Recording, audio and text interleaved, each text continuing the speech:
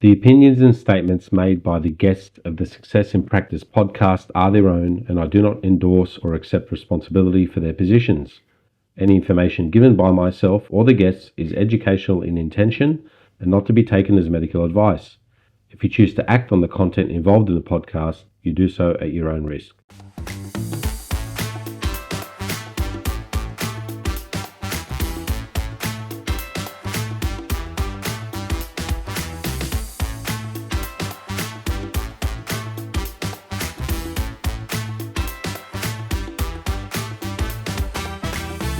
Okay, everyone, welcome back to another episode of the Success in Practice podcast. Today, I'm joined by George Stylian. I'm very privileged today to be chatting to George. George is one of the people that a lot of people that I've spoken to have mentioned that they look up to George and see him as a mentor. So I'm quite grateful that he's here. He's taken the time away from his holiday to kind of have a chat to me. So thank you, George. George Stylian is an internationally recognized practitioner, teacher, and industry leader in osteopathy. During his 40 years of practice, he has continued to learn, research, and share his knowledge around the world. He's a significant contributor to developing osteopathic undergraduate and postgraduate programs in Australia, with special interests in pediatric osteopathy and osteopathy in the cranial field, and also posturology. George has worked extensively with both Australian and international medical practitioners across a variety of specialties, including dentistry, pediatrics, neurotherapy, posturology, and osteopathy in the cranial field. George graduated from the British College of Naturopathy and Osteopathy in 1980. After returning to Sydney, he started private practice in Caringbah, that's in Sydney's southern suburbs, whilst teaching at private osteopathic colleges in Sydney.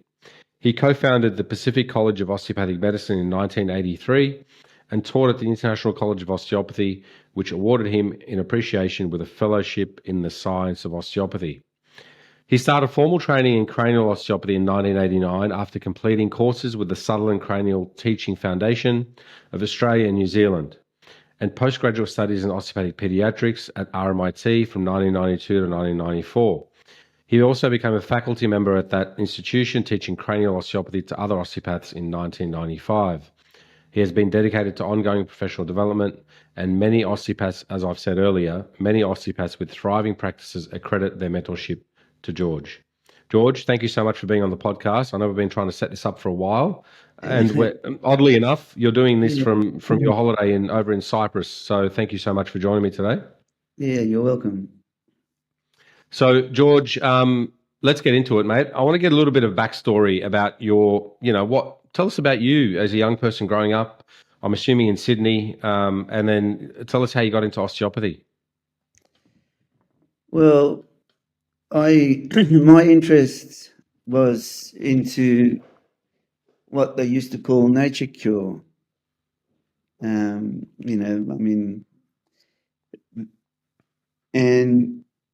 I met this old guy who had visited the British College of Naturopathy and Osteopathy and had become good friends with the dean back then, Bagnall Goodwind, who actually was a friend of Alexander, the Alexander technique. Mm-hmm. Yeah, so he wrote a reference saying that, I know George and he would like to attend your college in London.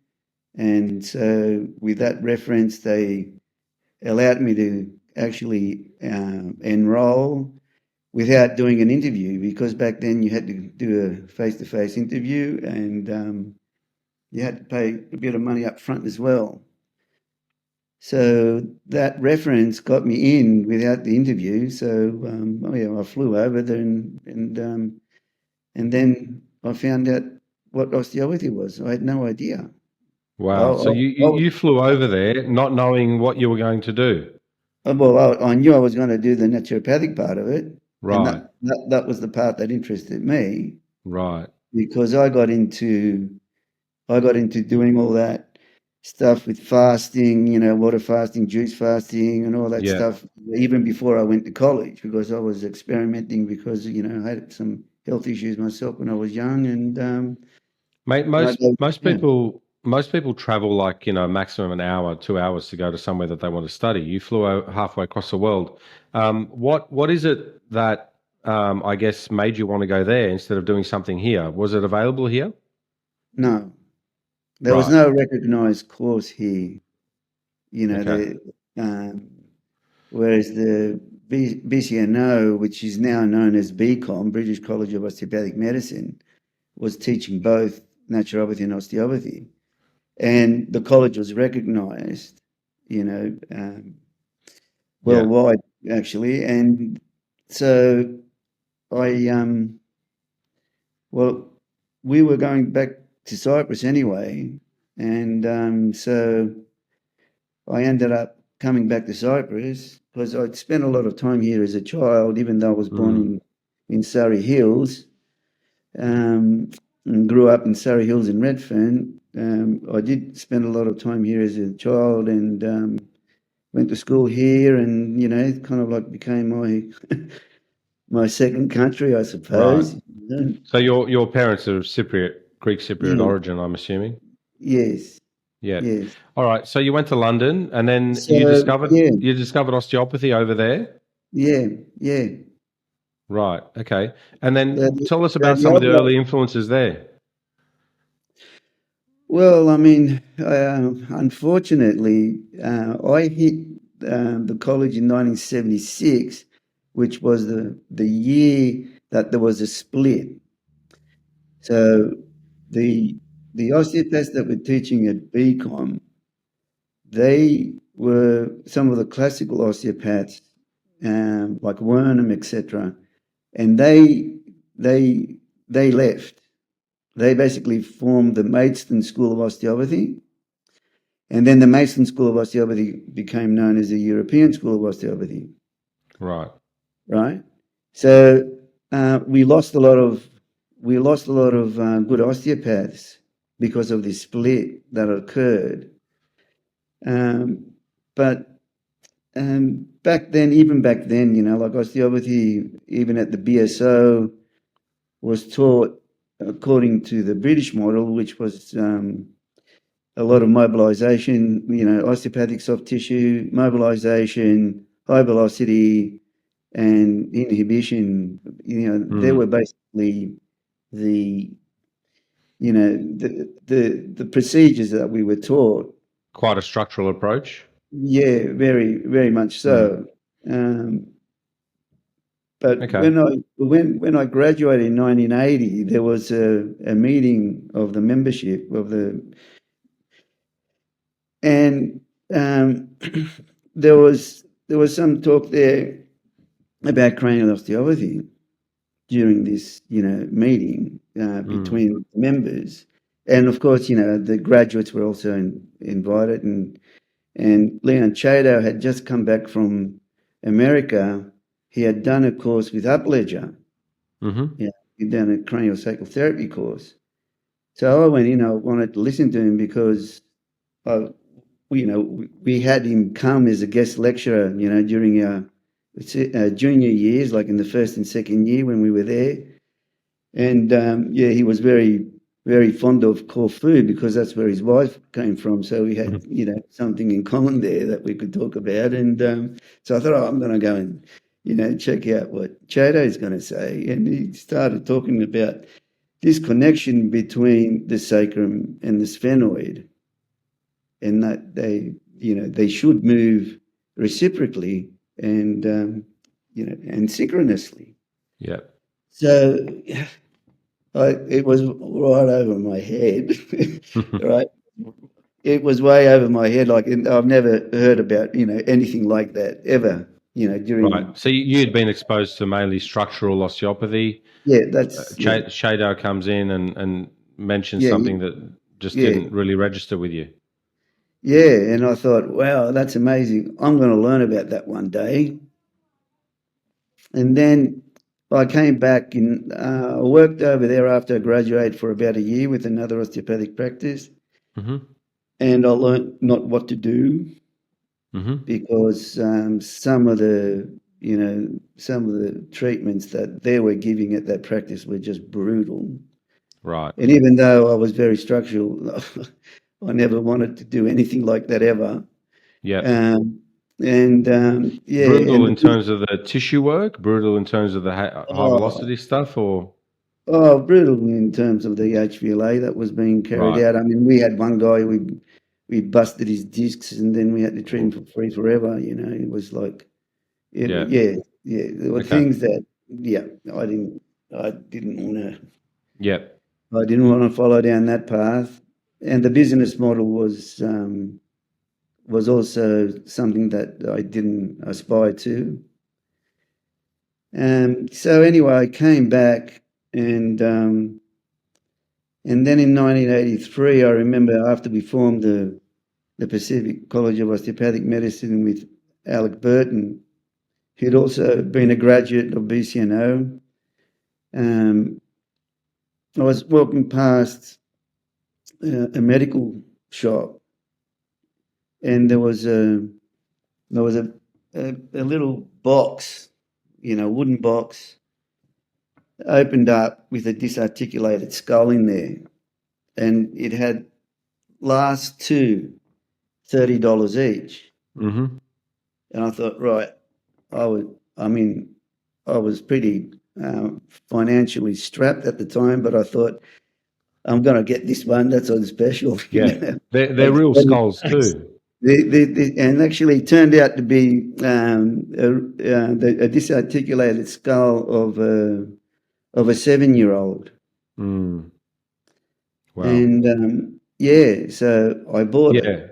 For the And listeners, I think for the listeners who may not, I mean, a lot of the people that who are listening, may not be aware. I mean, you're not allowed to. I mean, you can't buy human skulls anymore because I think no, no, they got to a point where I think they were just going on the black market and people were getting off because there was this kind of requirement for human anatomy. But that's no longer well, a. It's actually, Sammy, that occurred not long after I yeah, bought a box of skull. Yeah, sorry, the box of disarticulated skull, yeah, and there was a big movement in India that mm, started actually murdering people and children and mm, infants in order to acquire their bones so they could sell them on the black market. yeah, And this is when the Indian government said, that's it. mm, So exporting bones from India was prohibited.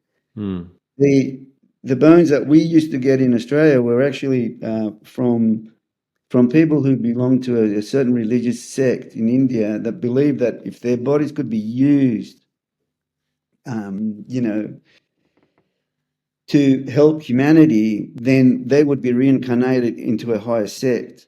So yeah. they Wow. used to sell their bodies to this specific guy in Bombay who, treated everything with respect, and and he used to sell disarticulated Wow. skulls, skeletons, articulated skeletons, Mm, disarticulated skeletons, the whole lot, and it was legal, so you could get them from a medical mm. supply, and that's where I got my articulated skeleton later on. Yeah. Wow. Yeah, Wow. yeah, Amazing. Okay, so now you've finished, you've graduated, you've finished your university or your college training. You spent a year over in England working, and then you decided to come back to lovely Sydney. You missed the weather yes, here, yes. and then so And what made you go from Surrey Hills to Caringbah? well, I mean, we grew up in Surrey Hills, and actually, this is an interesting story. Um, when I was about 5 years old, my dad took me to Dr. Valesi, who was a Russian doctor in Crown Hmm. Street, down near Darlinghurst. And he said to him, Dr. Valesi, I think there's something wrong with my son. He doesn't eat, and he looks very depressed. And so Dr. Valesi said, it's because he needs room, Steve. You got to go and get a house in the suburbs where he has room to run. He Yeah, needs room.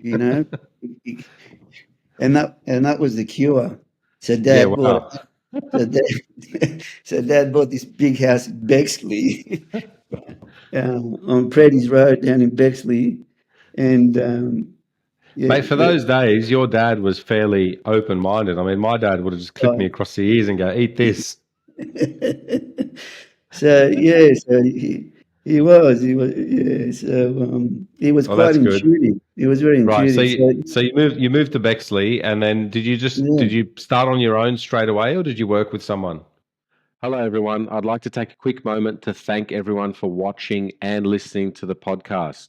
If you have received value from this episode, the kindest thing you can do for me is to like, share, follow, and subscribe to the channel on whichever platform that you are listening on.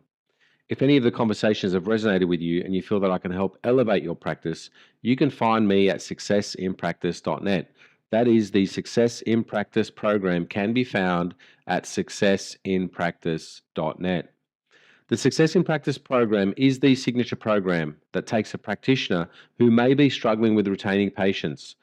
They may not be certain about building effective treatment strategies, and they may feel somewhat anxious and doubtful about what they are going to do with a patient, and they are not really accelerating in the real world of private practice. It takes this practitioner and it turns their careers right around to the point where the patients have an effective diagnosis and a real treatment plan that they can take home. Patients are happy to book in multiple sessions with you, and they are confident about your abilities. And more importantly, you now have direction and are confident about your own abilities. The program streamlines how you operate as a practitioner. Guys, you should have been taught this at university, but you weren't. You may have been practicing for the last few years thinking there has to be a better way. There has to be a more effective way of engaging with patients and getting them results. Well, there is. And this is what the program delivers.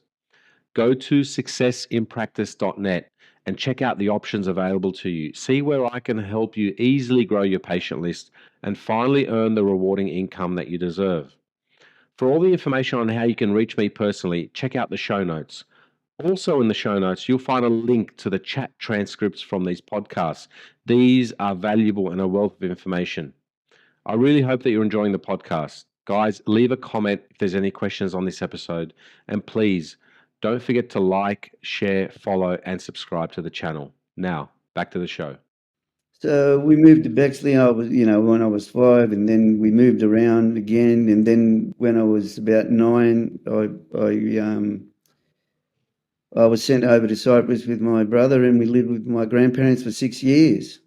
Yeah. So I went to school here, and so I learnt the language. I Yeah. learnt the culture, and then when I was 15, we came back to Australia, Right. and I went, What made yeah, you, I guess, when you came back after being in England, what yeah. made, like, did you come back to Sydney and then work with another osteopath, or did you This just is start your own practice straight away?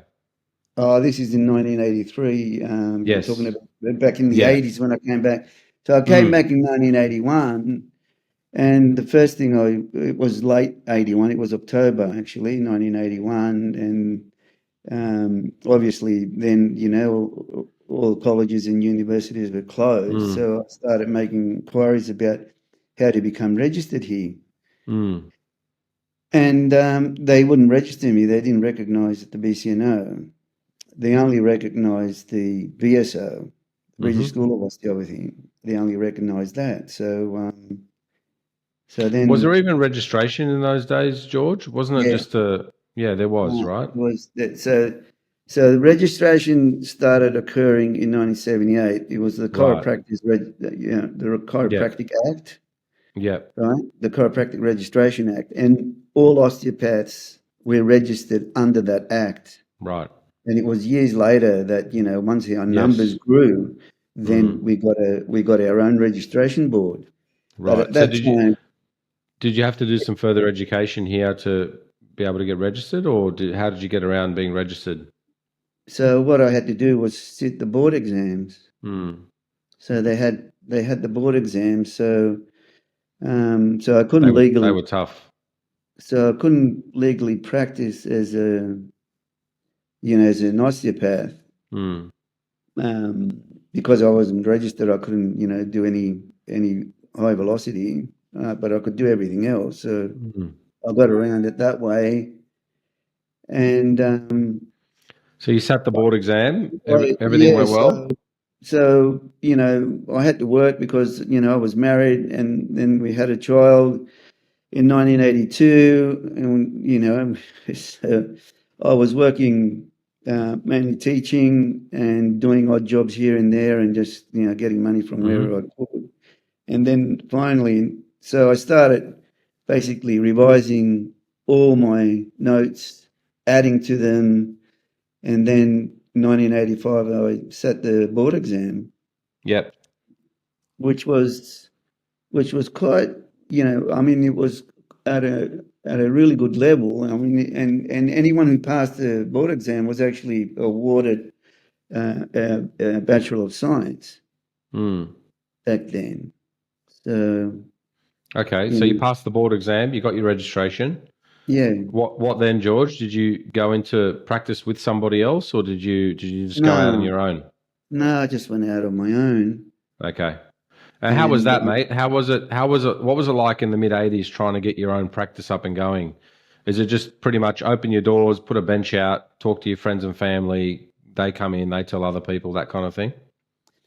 it was mainly word of mouth.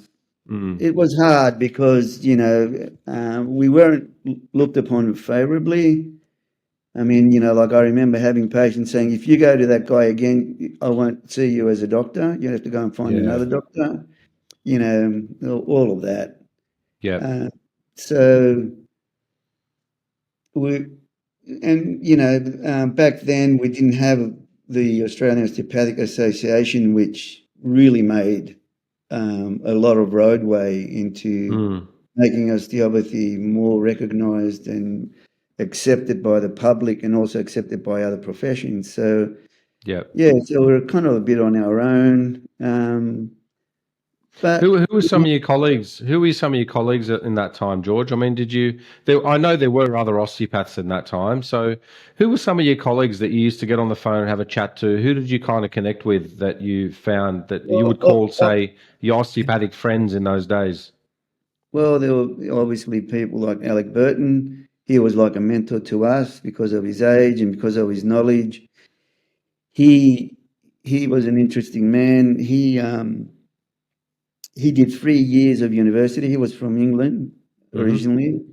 He did 3 years of university there, ended up with appendicitis, and then this chiropractor treated him and cured him of the appendicitis. And he decided that that's it. I don't want to do medicine and do surgery. I Mm. want to heal people naturally. So he went and did the course at the Chiropractic College over Yep. in Bournemouth. When he finished that, he came and did the college at the British College of Naturopathy and Osteopathy because he was interested in naturopathy. And then from there, he went and studied with Sheldon in America, who was basically, the expert in fasting. Mm-hmm. And yeah, so he had a sanatorium in the end out west, and yeah, so he was one of the mentors. Then students from the college where I taught, because I started teaching at the New South Wales New South Wales College of Natural Therapies, Mm-hmm. and that included osteopathy, included naturopathy, included herbs, included Mm. acupuncture, and TCM basically. So, and then after having a fallout there, Alec and I formed the Pacific College of Osteopathic Medicine. And yeah, so we only did that because of the request of the students, Mm-hmm. and so we only did it for 2 years just to put them through their registration.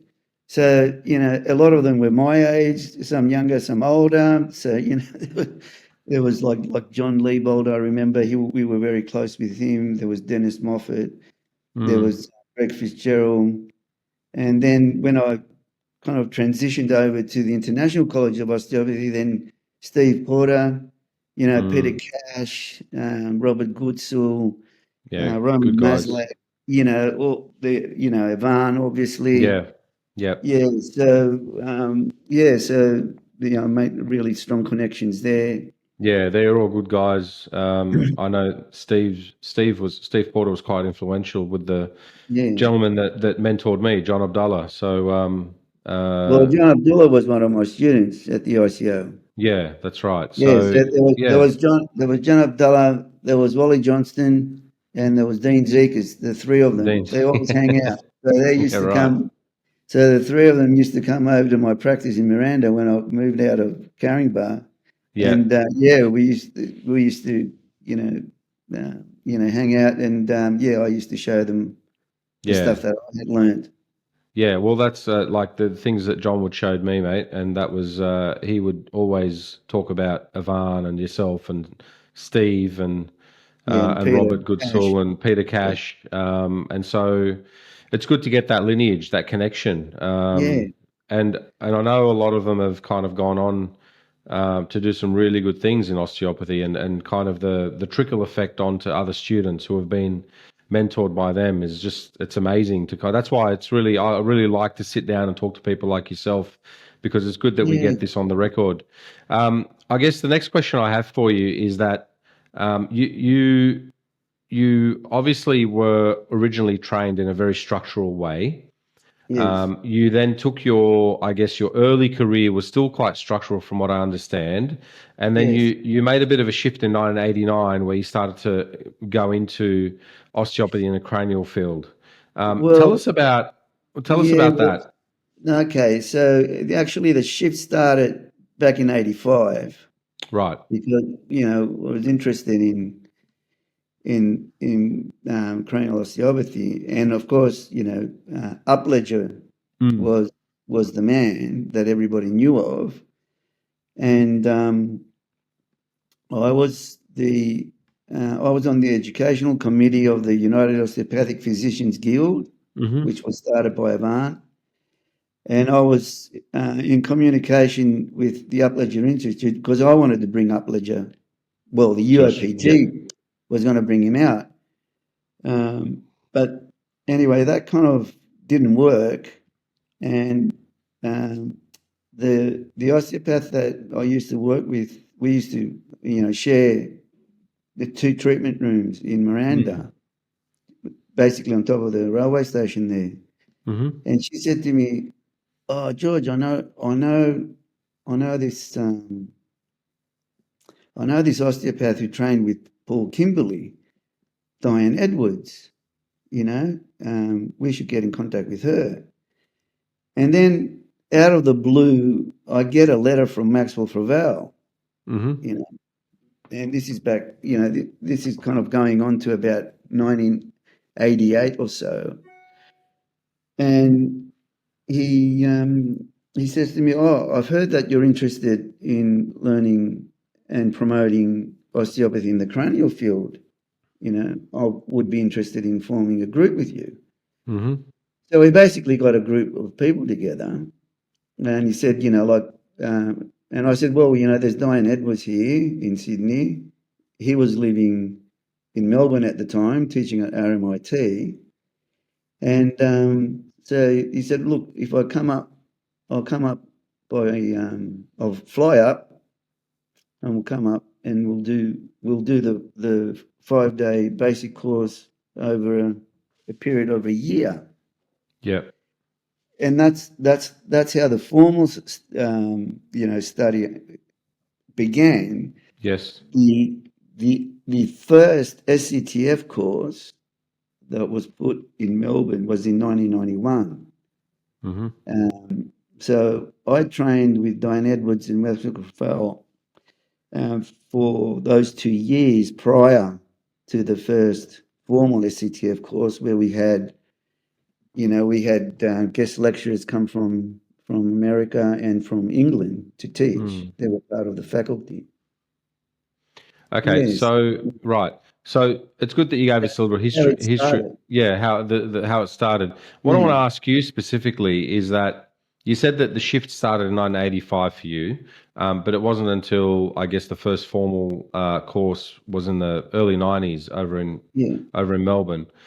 yeah, In terms of your clinical practice, George, when did you start to really make crane? I mean, people would come and see you for the back pain and the injuries and so forth. yeah. When did you start to just really dive into the crane? That's that. When was that your, I guess, preferred methodology? How did that shift happen in within your own personal clinic? Yeah, well, I mean, so around 1985, I got a photocopied version of the Cranial Bowl by Sutherland, which which he wrote in 1939, and I just did not understand one word of it. So I thought, I'll buy Upledge's book, and I started reading Upledge's book, and I started trying things out, from what I could gather from Upledge's book, and we formed a little study group, especially with Dennis Moffat, and so to be honest with you, I couldn't really feel anything, as far as the cranial rhythmic impulse is concerned, or the involuntary motion. But I found I started working with the diaphragm and started doing the diaphragmatic releases that were, explained in Upledge's book. And from there, slowly I started to apply the methods elsewhere.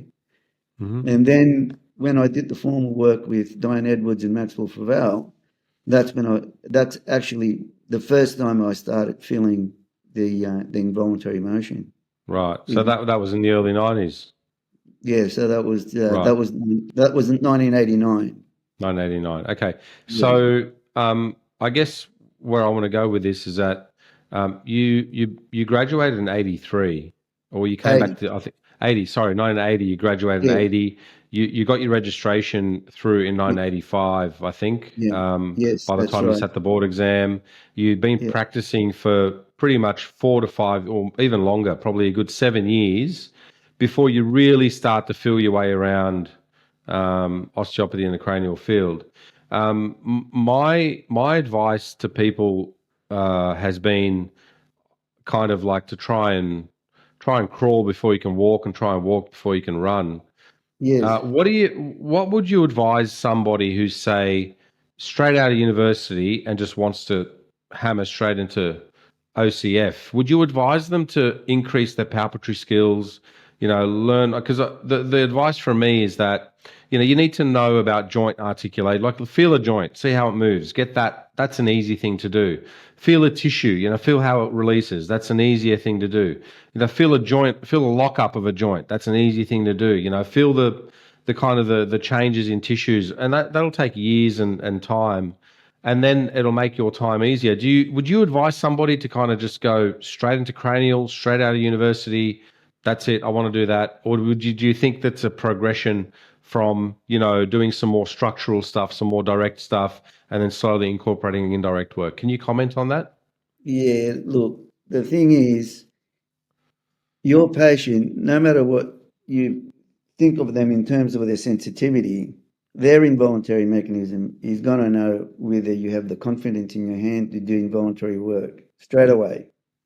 So you've got to get that confidence in your hands, and the only way you're going to do it is to practice. And the way we did it, we just got together and we had study group.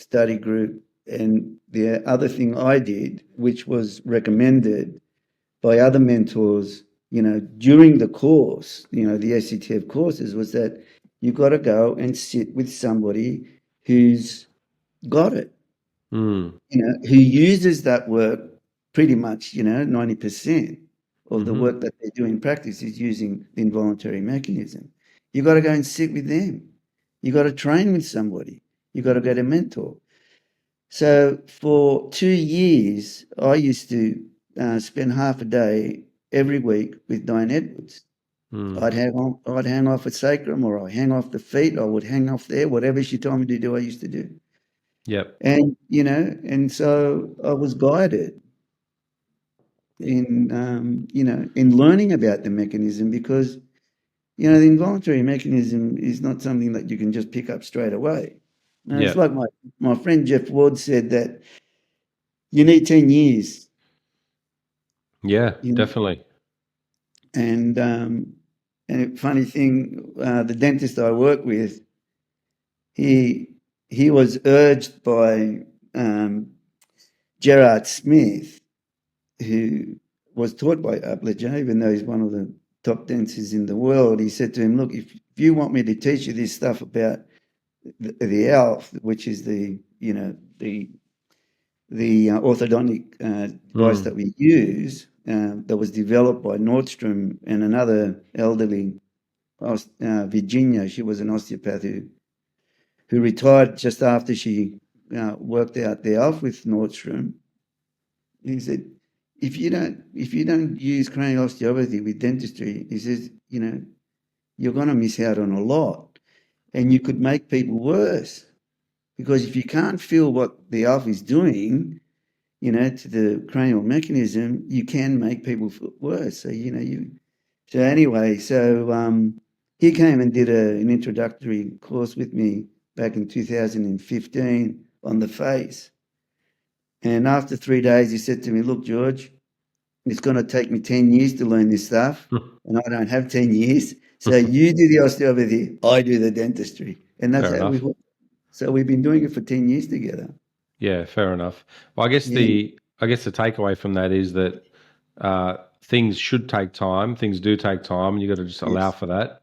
And yeah, so I mean, that's always been my advice to the young students who talk to me. They'll say, we want to learn all this stuff. We're really then they're passionate about it, but I think sometimes you can get a little bit ahead of yourself because what you think now, there's a lot more out there, and if you just let yourself accumulate the skills, the palpatory, I guess, skills to be able to pick up on that involuntary mechanism, I think it becomes a much easier process and a more fulfilling one too.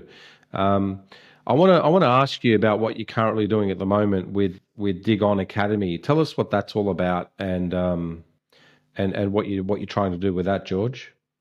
Yeah, well, I mean, the Dig On Academy is basically based on trying to get the involuntary work taught, and because of the need to prevent issues from birth is really necessary. To me, pediatric osteopathy is like where prevention begins. Okay.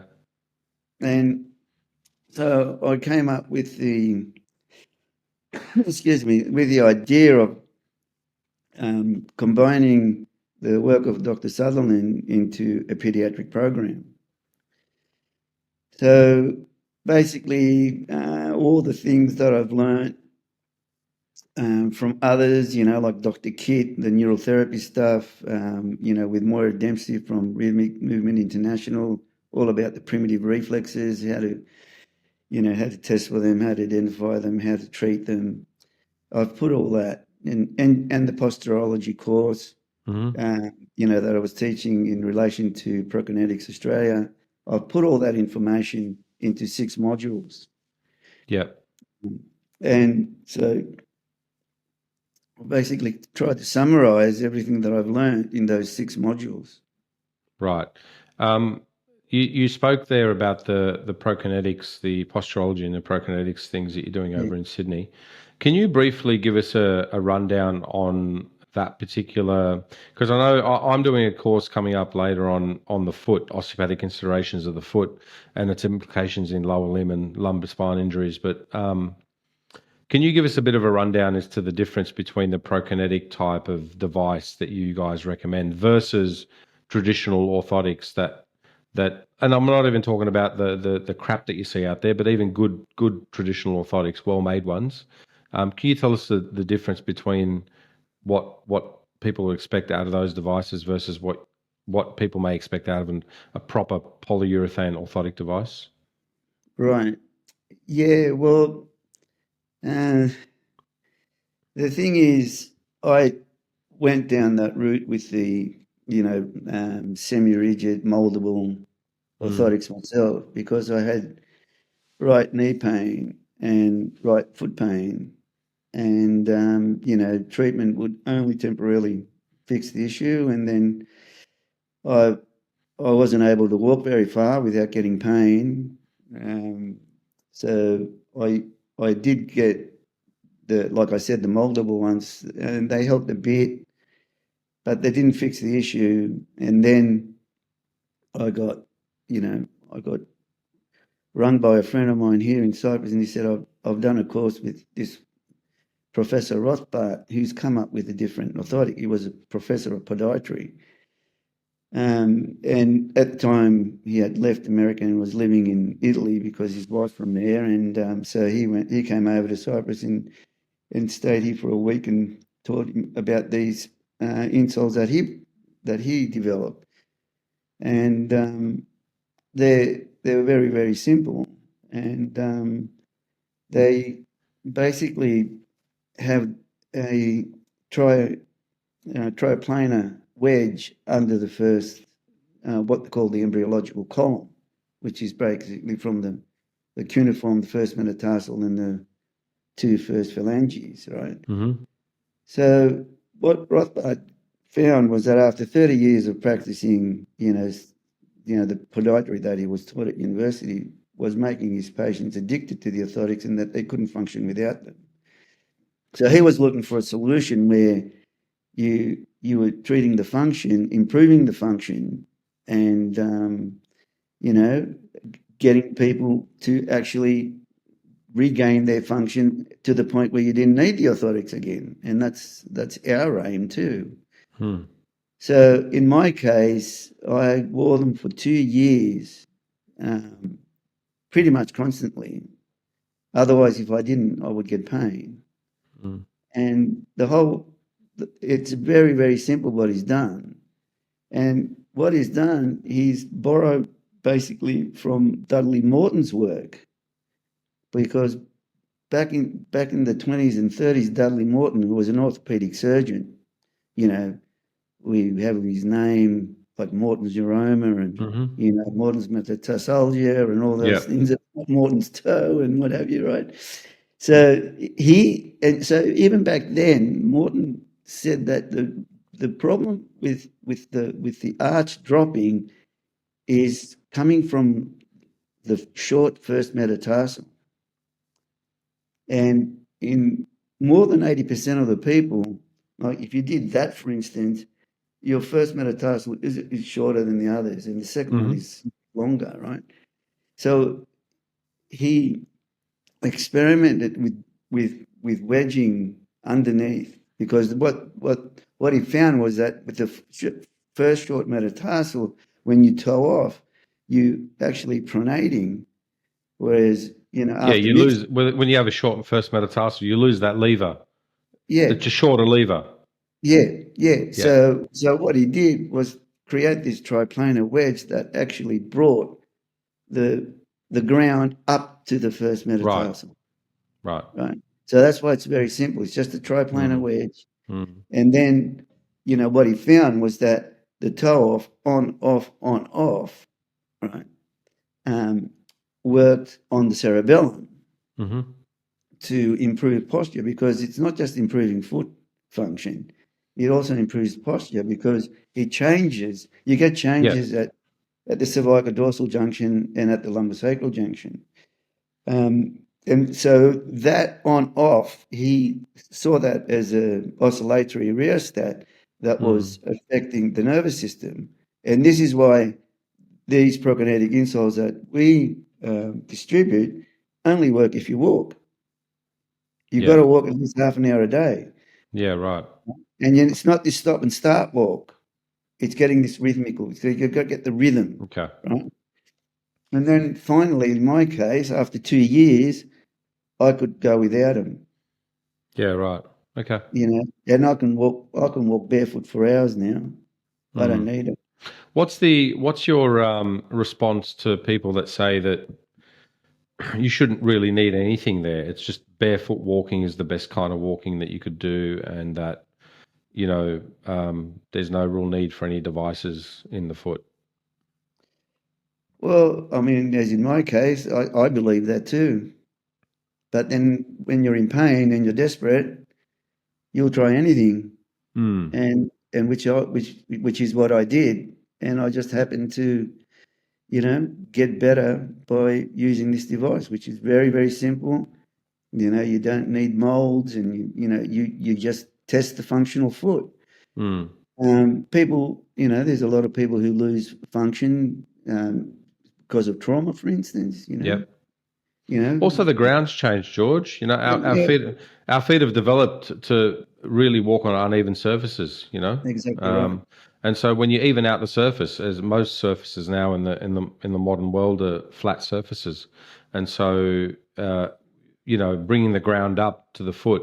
That's why I think people that have knee pain or foot pain or whatever, as soon as they go walking on soft sand, they actually find relief because the sand fills up the arch of the foot and brings the ground up to it. So it's not so much that the foot's the problem; it's more the ground that's been the problem, I think.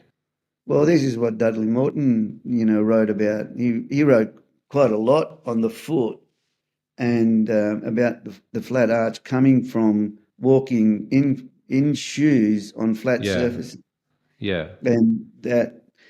And he used to, and he didn't. He was against rigid orthotics actually, and mm, he used to prescribe exercises to mm, strengthen the feet. And yeah, one of the things that I prescribe to those little kids who have foot problems is to walk pigeon toe, mm, right, right? You're walking, you know, so you're bringing in the tibial muscles to mm, walking on tiptoes and things like that, walking barefoot. I mean, I tell the parents that, because a lot of the parents get panicky when they see mm. their child going through these stages where their knees are kind of like knock-kneed, and then, Yeah. and of course, that's Well, the and arches don't develop until about 6 or 7 years old anyway, so there's no point. yeah, yeah, There's no point yeah, mucking around with exactly right. those, and even still up into the age of adolescence, and post say 15, 16 years old, there's lots of really lots of hard development happening. You don't want to really be mucking around too much there with any kind of devices, unless it's absolutely necessary. And in Well, most cases, it's not. well, the thing is, Sammy, you've got to look at the body as a whole and how the Mm, foot affects the body as a whole too. So in those children who come, with their parents worrying about, oh, my child's feet are flat, and mm, uh, and I said to them, well, okay, well, let's look at the lumbar spine. mm. If they haven't formed a lumbar curve, right? The lumbar curve is a shock absorptive, curve, Mm, and it's basically a shock absorber and a spring, just like a mm, foot. So you lose your curves in the spine. Somebody else has got to do the job. So mm, you get to do the job, So you got to look at the body as a whole. You just can't say, oh, that's the. So when I used to teach the posturology courses face to face, I always used to say, you've got to treat osteopathically too. You just can't mm, rely on this appliance. The appliance is going to help mm. because it's going to prevent hyperpronation, which puts the stress through the kinetic chain, right? But you still got to address the You got to other. address the strain. You got to address the strain pattern Yeah. working up the body. So, so you got to look at the whole kinetic chain from the foot all Mm. the way up. Yeah, And true. Very true. one of the big things that that I used to teach them was to like, got to check the heel, because Hmm. a lot of people look at people standing, right? And most people when they stand barefoot, their heel is is in many cases slightly everted. Mm. It's in valgus. Yeah, but when you Yeah, lie them down and you check it, the yeah. majority of those people will have an inverted Mm. heel. Right. Their Yeah. gaze will be stuck in inversion. But Hmm. what the body weight does when you're standing on a flat surface is create a rotation, right, Mm. in the mid-tarsals, which is, that's the freest part of the foot, is the Hmm. mid-tarsal joint, right? And that's where you get the heel eversion. And a lot of people think, oh, they got heel valgus. It's not heel valgus.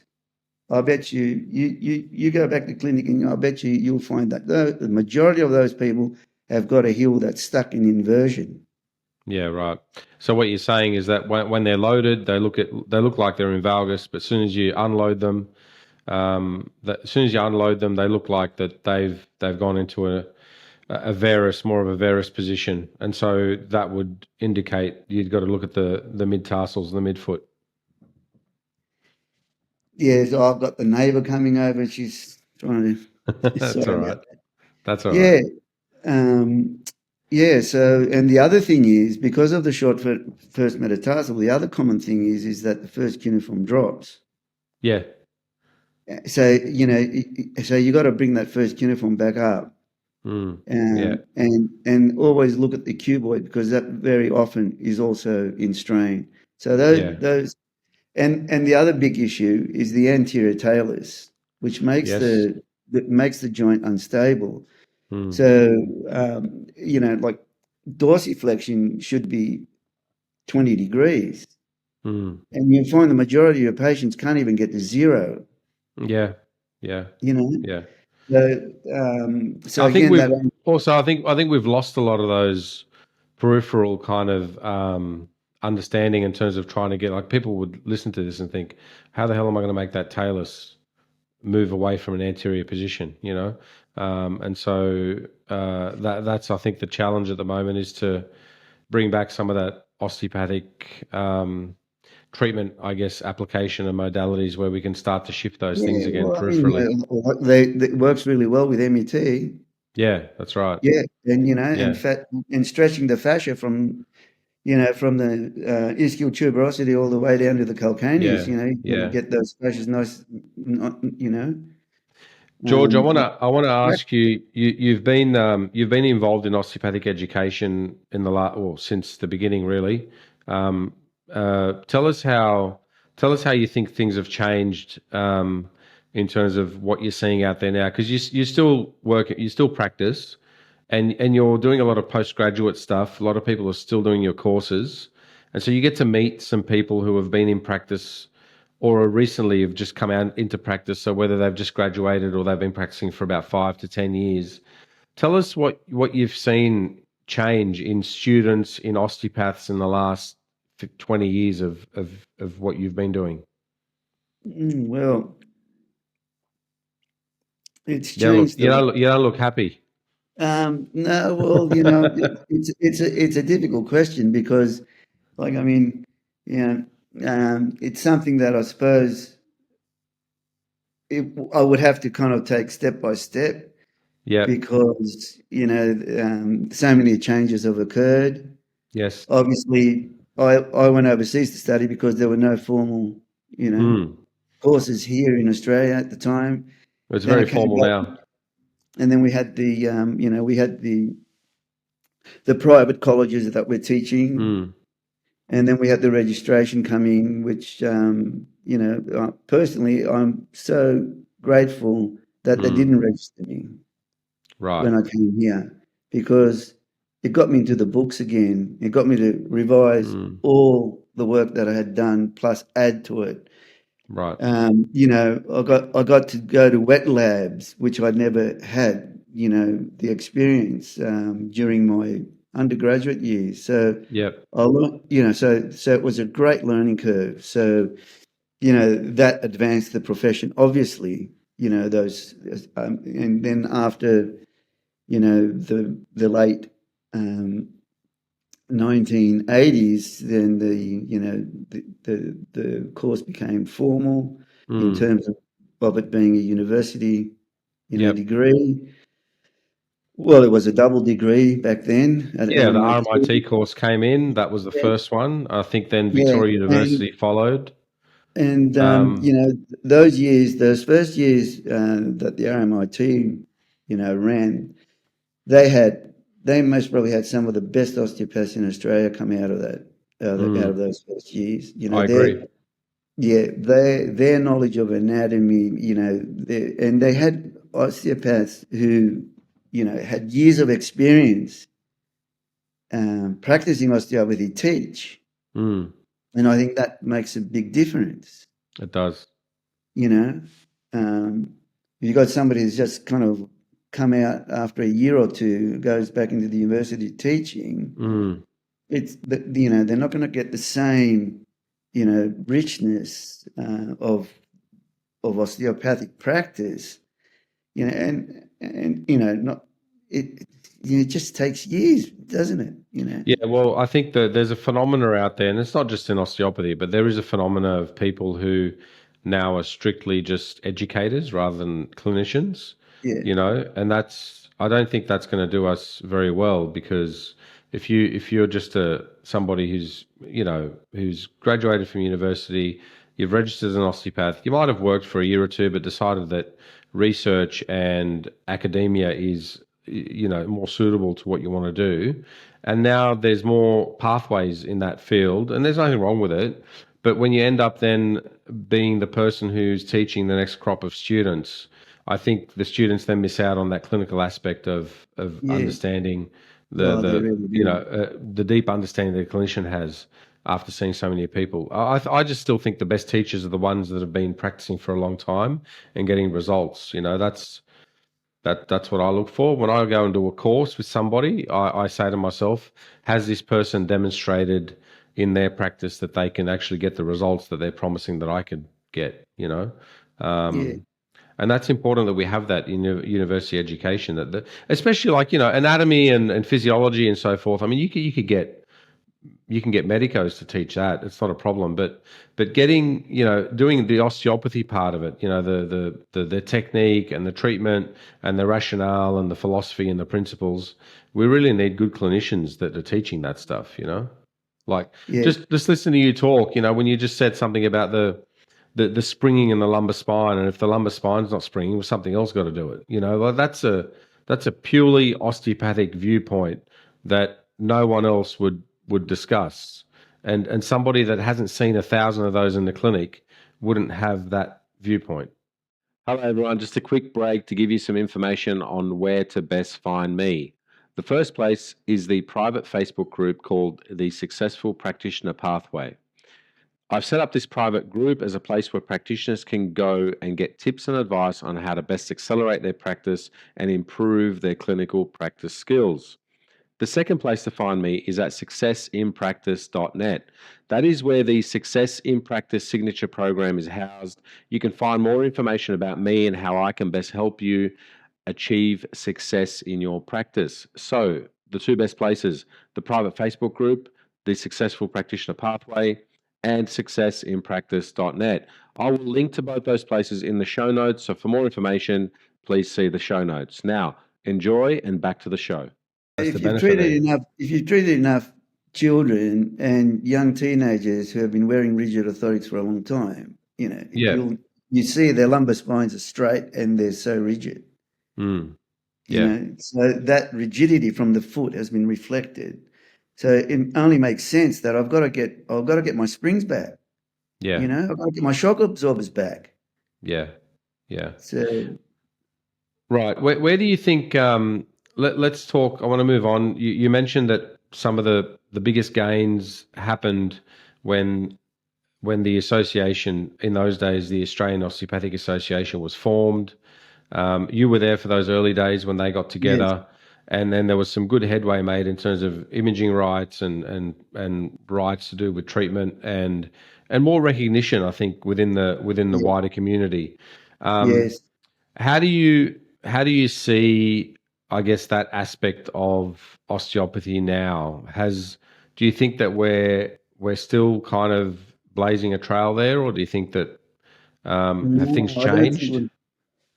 um, well, when we formed the Australian Osteopathic Association, and we got Steve Robbins to be the EO, for instance, and we had a lot of input from osteopaths like myself. I remember, I used to rally with Steve against, the unfairness of the governments, especially when it came to insurance, Mm, rebates. So there was a lot of activity, being put into the osteopathic profession by some of the older osteopaths mm, who had experience, and also a lot of the younger ones too, who were very mm. passionate. Like you say, there's a lot of young people out there who are really, really passionate about osteopathy, and that's what's going to save the profession is these young people who have that passion, have that Mm, drive to learn more and more about you know how to protect our profession right. and how to teach the osteopathy that we were handed down from the founders. Mm. But now I find that, a lot of it is like, oh, you've got to do exactly what the government tells you. It's all about being evidence-based. And it's like, yeah, well, we're throwing the baby out with the bathwater because, you just can't say to people, that cranial osteopathy is rubbish just because you don't want to believe in it, or you don't want to do it, or you don't have any experience in it. Mm. Right? The ones that are the biggest critics of cranial osteopathy are the ones that know anything about it, Yeah. or haven't Yeah. experienced it, or haven't studied it. So, I mean, how scientific is that? Yeah. Look,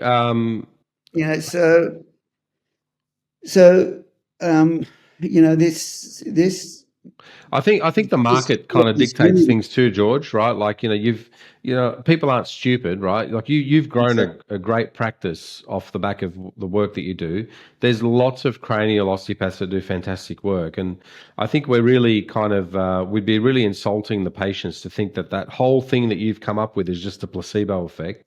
Yeah, So there's exactly. something to it. Yeah, there's something to it. And there's a lot of I always say that the best practitioners that I know that have worked indirectly have always been very, very good direct practitioners. The ones that I've observed, Roman Maslach and John, and Yeah. a lot of those guys, and the way that people discuss you when I talk to them as Well, well. yeah, Yeah, they've always been direct practitioners. So it's not like you're yeah, coming from a purely OCF yeah, viewpoint exactly right. and you've Yeah, just gone, this is a kind of what I'm doing. So you have this kind of critical thinking in your head already, and you've decided that there's something here because my patients are responding. And I think you're right. We throw the baby out with the bathwater, and we need to just give a bit more credit to our patients, well, and kind of see that there's evidence to that. The phenomenology of it is evidence. well, even during the AOA years, when we had osteum, for instance, Mm, even back then, and this is going about over 20 years ago, there was that component of the profession that was against OCF and said, oh, you can prove it, and my response to the AOA then was like, why are we creating disunity in the mm, profession, over personal issues? You've got a yeah. personal issue with OCF, fine. And if you've got a personal issue with HVLA, that's fine too. But, Mm, there's a lot of HVLA practitioners out there that are amazing, right? mm, They're gifted. That's their gift. It was like William Wyatt, yeah. he brought the energy up from the earth into his hands, It's like, Mm. so You're he right. There, was, there doesn't need to be disunity in the profession. it's not about, what type of osteopathy you're practicing. It's how you practice it without creating trauma, and how specific Mm, you are with it in terms of, bringing good results without upsetting the autonomic nervous yeah. system. George, do you think that OCF, HVLA, direct, indirect, do you feel like they're all tools in the toolbox, and the thought process behind what you do is an osteopathic thought process? Yes. And I think when you take osteopaths that understand that classical aspect of it, they tend to think the same way. Would that be correct? Would you agree with that? Yeah, look, I mean, I've experienced some HVLA that was just like, the most amazing treatments I've ever had. Mm, So I can't talk against HVLA because I know that, if you're really good at it, and that's kind of like, that's mm, you, right? Because we've all got our own yeah, bend, And yeah, yeah. like I couldn't be bothered with counter strain, but Right. I know practitioners that I've had counter strain treatment from. They're absolutely amazing at it. That it's Yep. like gravitated towards that, and they become Mm, really, really good at it. yeah. So like they're all tools in the toolbox. Some of us use more of one Yep. tool than the others. So we shouldn't be talking about if the tool is good or not. It's not the tool, right? It's the practitioner Yes. using the tool. It's like a carpenter. He makes a shit job. You can't blame Mm, his tools. that's You don't right. know how to use your tools properly. Yeah. You're Yeah. right. Totally. Yeah. So you know, so Yeah. so it's not the tool; it's the practitioner that Yeah. makes the tool work. And the Yeah. more you work with it, the better you get at it. And it's like Right. What do you think has been some of the, I guess, the changes within representation? Because I mean, you were there at the beginning of the Australian Osteopathic Association. That's now known as Osteopathy Australia. Just on the record, are you still a member, George? no. No. So what made you? I mean, what made you for being somebody at the start and so passionate about it, and so passionate about the I guess the impact of organisation. You know what the power that good organisation can have. What made you then go? You know what? This is not for me anymore. Why aren't you somebody who's behind that? Well, I can give you personal examples, Sure. but rather than mention names and go on about that, I just did not feel supported. Right. Okay. So you didn't Right. feel supported as a practitioner. Well, after Stephen Robbins left the Mm. AOA, I lost faith in the AOA, and I just didn't feel supported. And there was one comment made to me because been known as an OCO practitioner that Mm. being forewarned is being forearmed. So I felt threatened by that remark, Right. and I thought, well, I'm not paying you $1,000 to be a member to be telling me, Yeah. that you're going to get in trouble because of the way you practice. Yeah, that's nobody I, should be getting yeah, in trouble. I yeah. mean, it's not So, like you're not doing anything dangerous or yeah. I felt that. And then when I was trying um, to promote Dr. Kidd's course by the AOA, and then they found this excuse that, oh, we can't promote it because he's using a TenScam, and it's like, well, the TenScam is FDA approved. What's your problem with Right. that? And then I thought, well, like here, I'm bringing this. What I did was Mm. revolutionary. Mm. Because to practice, neural therapy, you had to be a doctor, and because you needed to do procaine injections. And Mm. here we've got the top, you know, neural therapy doctor in the Mm. Western world. He's coming out to teach us this art, right? Without the use of injections. Mm. And you And think there wasn't any support. they did not support that. And I thought, well, Right. um, Did you try and that's- did you speak to people on the board? Were you in contact with people within the executive or on the board? Like, did you try and kind of say, look, what's going on over here? I don't feel supported. Did you, or was it just something that you just go, you know what, it's not for me? yeah, yeah, yeah, Yeah, that's what right. happened. Okay. And Mm. recently I know that I guess you got together with a few colleagues and you weren't very happy um with I guess the direction that was taken in Yeah, terms of the COVID vaccine yeah, and what they were trying to do there. Tell us about that experience. yeah. What happened and how did you feel like that Can you weren't supported there? yeah, can we resume that on Thursday? Yeah, sure. Yeah, because That's yeah, a because long one.